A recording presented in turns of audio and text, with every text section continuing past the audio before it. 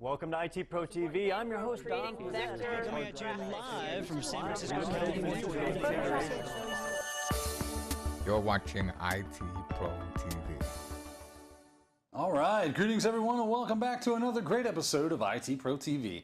I'm your host, Daniel Lowry, and in today's episode is more NRA Plus series. Oh, what a wonderful series it's been so far. And joining us back in the studio to help us out with that endeavor, our good friend, Mr. Wes Bryan. Wesley, welcome back, sir. How's it going? Man, it's going great. That's right. We are continuing along with troubleshooting. And over the last few episodes, well, we've been talking about all different types of things that you can deal with when it comes to troubleshooting. And we've even had some mobile issues, some common issues that can happen to mobile OS or mobile devices, really. And what we're going to be dealing with really right here, it's going to be more mobility, but it's going to be focused on the security side of things. So we got a few things that we kind of want to discuss, and that's what is going to be in this episode. If you are following along out there, ladies and gents, with the objectives, then what we're looking at formally is the 4.4, right? And this is a big old long sentence. Given a scenario, troubleshoot common mobile OS and application security issues with the appropriate tools. So hopefully we can do that for you and make you a little bit more prepared for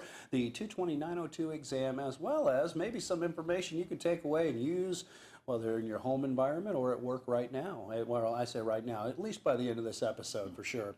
So let's go ahead and we're going to dive right in. They have a laundry list of stuff that we have to look at, and they always started out with common symptoms. And one of the common symptoms that they talk about is, well, signal drop. Signal drop or weak signal. Now, this could be a security issue. More than anything, I would say that if it's a signal drop completely, it might not be a security issue on your device. It could be the fact that maybe you're you're outside of the proximity of the access point. If you do believe that it is a security issue, it could be something like permissions, right? Application permissions, and that could be something that you have to worry about, right? When we talk about permission issues, keep in mind that any application that you download has a certain level of permissions, right? And I want to mention that because we talked about in other episodes, we talked about application sources. Right, and let me show you what I mean here. If I go into the Play Store, right, and I'm going to download an application, and let me go ahead and back out. I was kind of looking at some different things here. Let me say I'm just going to download this application, right, and I'm going to install it. Well, before I do, notice that it gives me, well, it needs access to different things, right? It needs access to device history, right? It needs access to device ID and call information. Well, that's okay. It's not actually controlling the device itself. Well, you have to be careful because some of these devices or some of these applications actually will control your device, which means that they could disable Wi-Fi, could potentially disable your cellular communication. Say, Wes, well, wait a second here. You mean if I get an application from the Play Store, from the App Store, or from Store in Windows, that it's gonna kill my Wi-Fi? No, that's not what I'm saying. But if you download software from unknown sources, untrusted locations, if you're one of those ones that says, you know what, I'll go ahead and I'm gonna live dangerously. I'm gonna live on the edge, right? What I'm gonna do is I'm gonna go into the settings, and let's see if we can find those settings here. I'm gonna go into the settings, and I'm gonna say, you know what? I will go ahead, and I believe this is under security. Let me check this out more there in security, I believe. And notice that I have these checked. I'm living dangerously. We talked about this in another episode, remember that, and that unknown sources, right? Allowing the installation of applications from both trusted and unknown sources. Now, what do we mean by trusted? Well, we mean by trusted, that means when I go into a store like the Play Store or like the App Store, right? And I go to download something like Wi-Fi Analyzer, right? And I've already actually got this installed, but it tells me right before I go to install it, it needs access to things like my Wi-Fi connection information, right? Well, it's telling me what the permissions are. And when you go to these stores, they're trusted because it's letting you know, hey, this is what I'm going to potentially do or need access to. When you download from unknown sources, do you trust the APKs? Well, I don't know. Do you know what they are? Do you know how they were programmed? Do they give you a permissions list? And if they give you a permissions list, do they give you the right permissions? Do they tell you everything? So be careful. Now, signal drop is sometimes a reason that you could break out one of the tools that they tell us in the list, and that's something known as the Wi-Fi Analyzer, right? And a Wi-Fi analyzer, now I'm using a Wi-Fi an application called a Wi-Fi analyzer, right? But it could be, it could be called different things depending on the application itself and which application you are installing. Now, I'm using something, and let me go ahead and show you this. I'm actually using Wi-Fi Analyzer here, and one of the things that's cool about this application, and I've loved this application because it is one of these that is pretty much available for all the different platforms. I've used this on iOS. I've also used this over here on our Android device, as you can see. But it lets me see things like the signal strength, right? And I get different views. I can see what is the signal strength of the app, the Wi-Fi or the network I'm connected to. Mm-hmm. And maybe that might be a reason for either moving closer to the access point or even repositioning the access point. Now, we're talking more from the perspective of the operating system itself, but at least gives you inside of the application or inside of the operating system a chance to utilize an application that shows you maybe why you do have a weak signal, right? It could just be the fact that you don't have a good signal strength as well. Now, one of the other things that they also call out is things like, for instance, if you do have like a slow connection, right? If you do end up having something like slow data speeds, you can use things like cell phone analyzers, cell analyzers, right? Those are really cool pieces of software. In fact, I got one here too I can show you that will show me things like what is my current cell bandwidth, right? How close am I to the tower?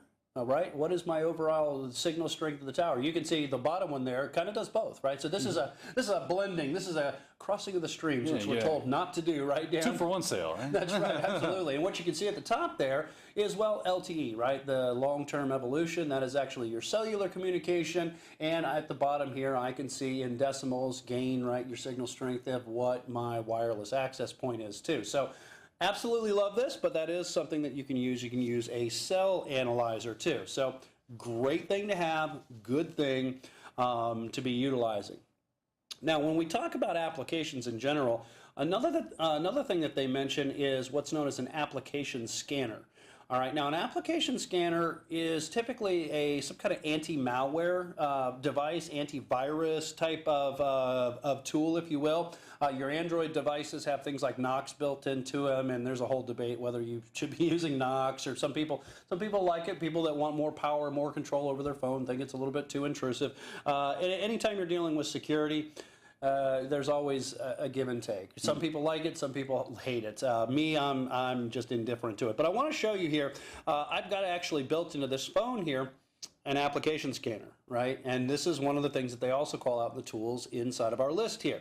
Notice scan is finished. Network cell info light is safe. Click to activate total protection. Well, I don't have to worry about all that, but at least I can see anytime I'm downloading or loading up an application, what it is doing is it's scanning those applications and it's letting me know, hey, I'm going to check this against a reputation database.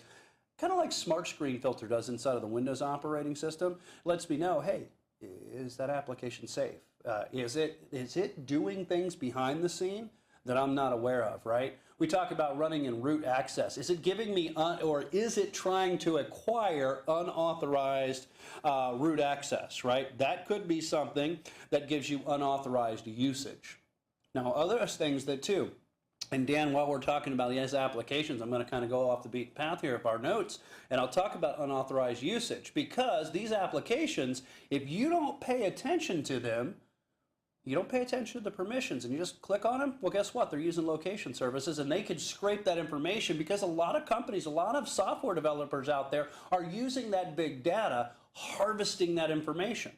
Now, I'm not saying that they're harvesting information for malicious purposes. That doesn't mean you use statistics and stuff to make and improve your software, right? That's one of the reasons you take and use, they talk about customer experience improvement program, CEIP, if I can remember that right, inside of Windows. They have that.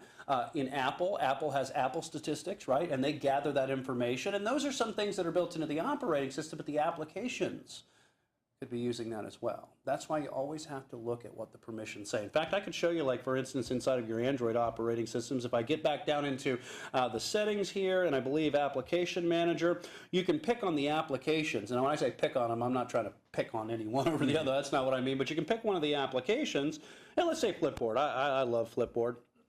But you can scroll down in your application manager, and again, keep in mind, I know I kind of clicked through that real quick here. Let's go through that one more time, guys, and I'll slow it down a little bit here.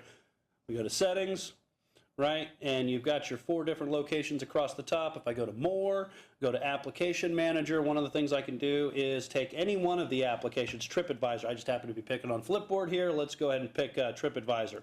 And if I scroll down to the bottom, notice one of the things that we just talked about.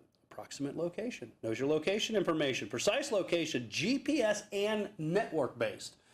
Now we're Doesn't even matter something. what you're on, right? It could be your cellular data or any kind of wireless connection as You well. got it. Absolutely, Dan. So we've got to be careful with that, right? Activity recognition, right?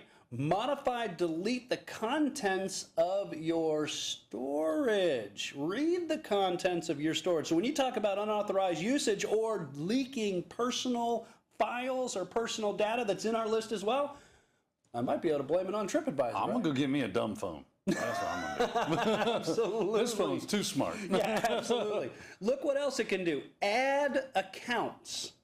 All right, add accounts. Add or remove it. Create accounts. And turn around and set passwords. Yeah, All that's right? not a problem. Read your Google service configuration. Use accounts on the device.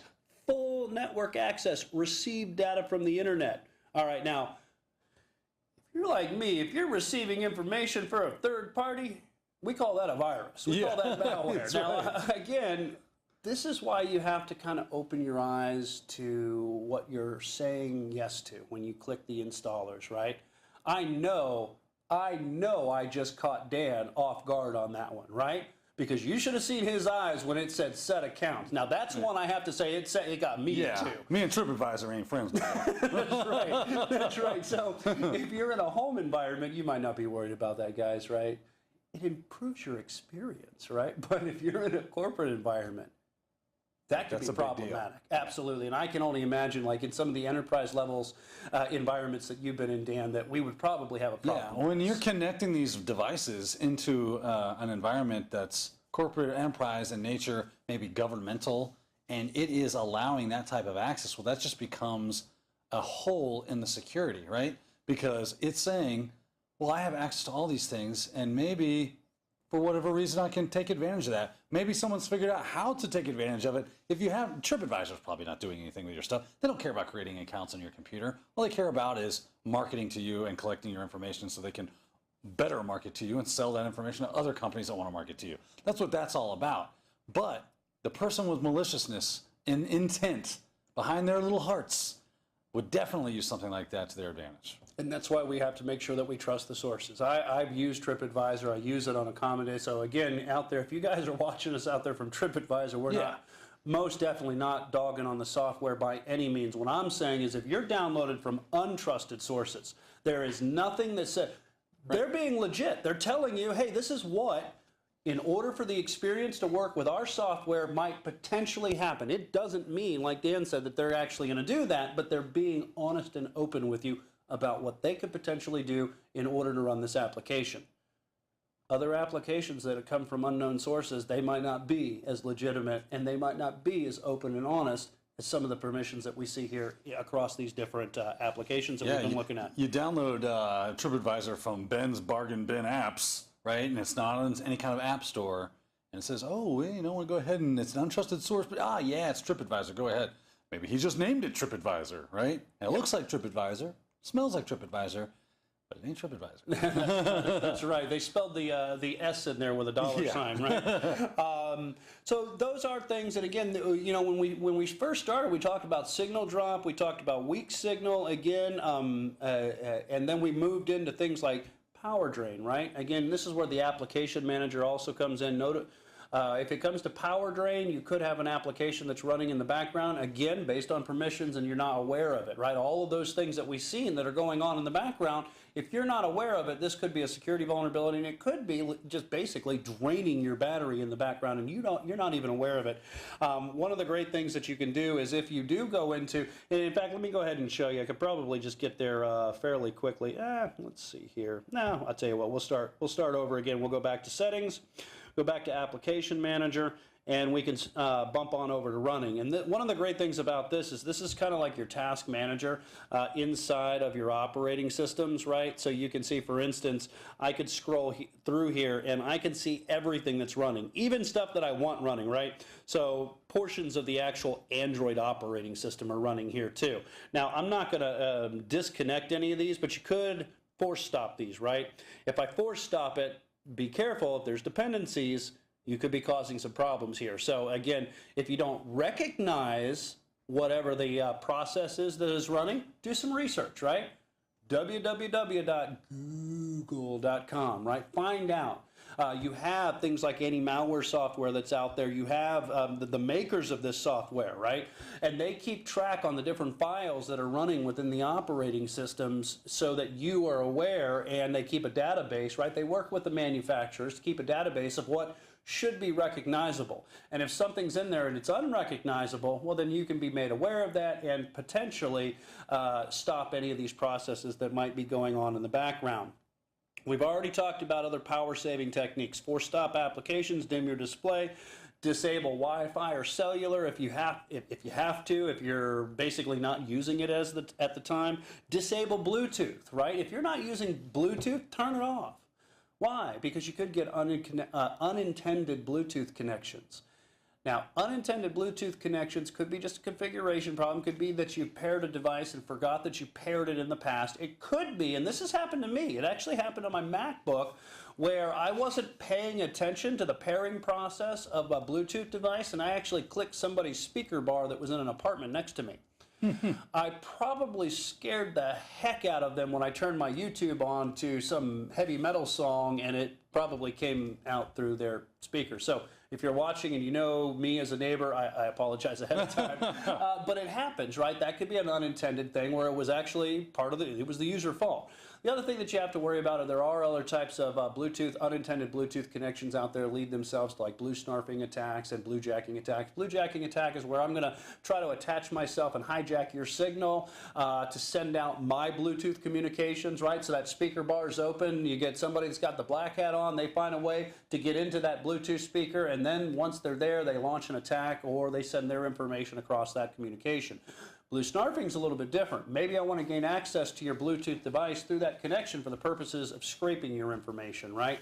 Those could lead into things like unintended, unintended Bluetooth communications or connections as well. Your Bluetooth connection is unattended with. That's right. I kind of mentioned slow data speeds. Slow data speeds could just be the fact that you've got too many applications, that are all running at once. You could have updates that are going on in the background. You could have device synchronization that's going on, and there's data that's synchronizing in the background, and that could be hogging up all your bandwidth. You could be in a dead zone, really, when it comes down to it. You could be in a limited area. That's where things like your Wi-Fi analyzers and your cell locators and stuff can detect what the signal strength is of your cellular data network or your wireless network.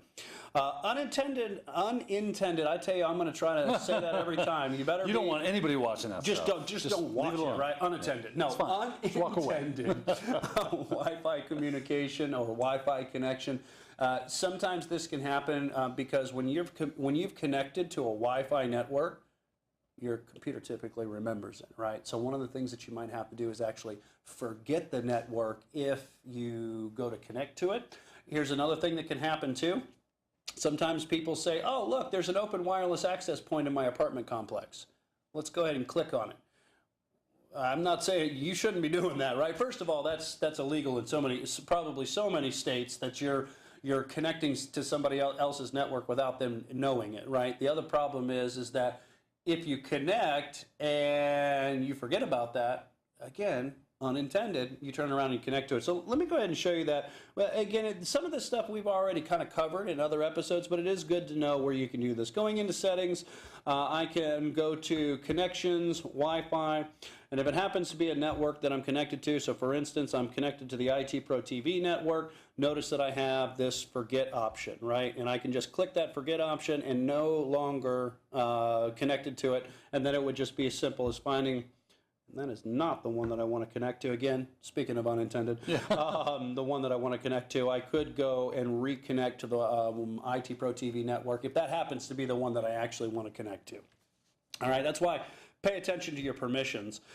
We've already talked about leaked personal files and data. Keep in mind this could be something as simple as a social media exploit. If you're ever a part of, if you've been attacked with like a phishing scam, if somebody happens to try to mirror one of your friends' accounts on social media and you fall into that trap, right? People could be hijacking your account, hijacked email, again, could be a phished email. Could just be like we've already kind of showed you, some permissions issues there, and the fact that you didn't pay attention to the permissions when you downloaded the application, not realizing, like you see in a laundry list of things that are actually being sent without you being aware, or you were made aware, but you didn't read the fine print too. So it could be, again, it could be a trusted application, could be unknown sources likewise. All right, so data transmission over limit. What happens here? Boy, this happens to a lot. In fact, it's kind of interesting. This just happened to me the beginning of this week. Last week I went on vacation. It's my own fault. Last week I went on vacation, and I really didn't have a good Wi-Fi connection in the house that I was staying in, and unfortunately, chewed through all my data. I didn't realize that how much stuff that was actually connecting in the background, and yes, in 1 week, somehow I went through more than 8 gigs of data bandwidth, right? So that can happen. One of the things that you can do here, like for instance, most of these devices, let me show you here, you can set, look at things like data usage, and you could set limits, right? This one, I could set the mobile data limit here, and I believe, if I remember right, let me see if I can, yep, there we go. And I could set a period, you know, a time frame here, and I don't know, it doesn't seem to, oh, maybe I got to throttle it up. I think that's, is that gigabits? Yeah, anyhow, you notice that there is this, this threshold that you could potentially set. And I could say, after I end up setting this, hey, don't go over that limit, that threshold. And what it'll do, you got to be careful, because now you might have, you won't have the ability to send information, right? Because after you hit that threshold, you'll cease to send data. Now, it's a good thing if you want to make sure that you don't go over your bandwidth. If you are at a data transmission over limit and you really haven't been using the phone too much, chances are you need to pay attention to your applications, and you might need to run through that list in Application Manager and check whether you have some kind of permissions that are saying, hey, we're going to be sending our information. You can check the Application Manager for running processes as well. Worst case scenario, you might actually have to do a factory reset. If any of these devices get to a point where maybe you're not exactly sure what's going on, right? You might have to do a complete factory reset or a factory reinstall and completely reinstall the operating system. That might be something that you can do. It could be something where maybe you've got iTunes or iCloud, if you will, and you back the device up to the cloud. iTunes is really good about, you know, you've got an iOS device, you back up to iTunes, and if you ever need to it, you can always restore your operating system, iOS operating system, just pulling that backup down from iTunes or iCloud. Again, they kind of run hand in hand today with all the single sign-on type implementations. If you happen to be in something like a corporate environment, you might be using something like the Apple Configurator as well. This might be something that the administrator is using. If you're in Android-based devices, you can use things like Google Sync, right? Google Drive in combination, right? And you could synchronize your information and your settings up to the cloud through Google Sync or Google Drive, if you will, and you can pull those devices too. In the Microsoft world, we have what's known as OneDrive, and it's just like another of that software as a service, if you will. It's just a software-based storage solution that you can back up in your Windows mobile devices, all of your settings, your operating system, if you will, back up to the cloud. Basically, you can do a reinstall or restore, if you will, restore the operating system, or again, like I said, just completely reinstall the operating system and pull all these settings down.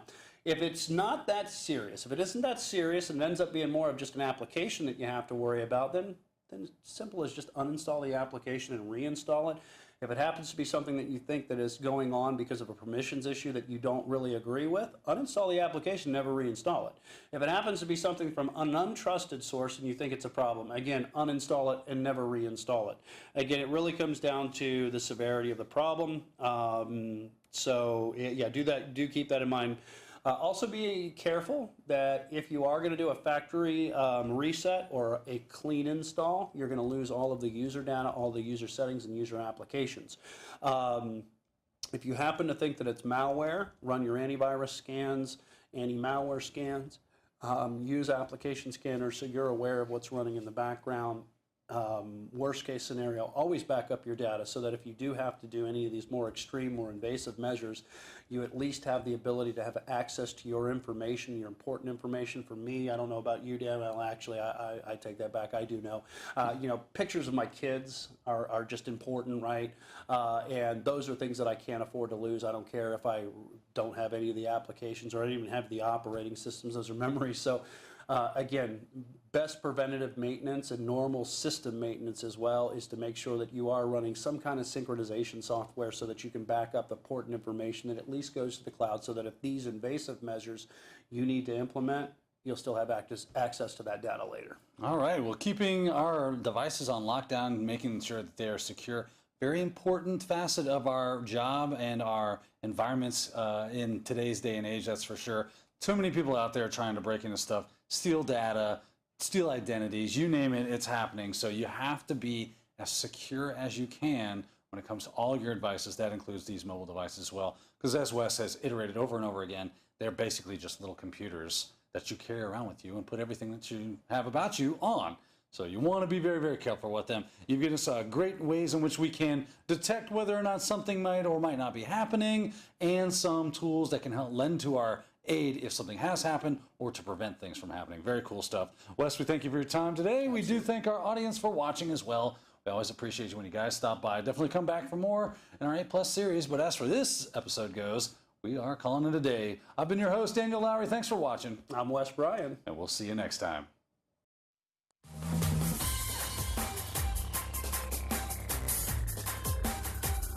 Thank you for watching IT Pro TV.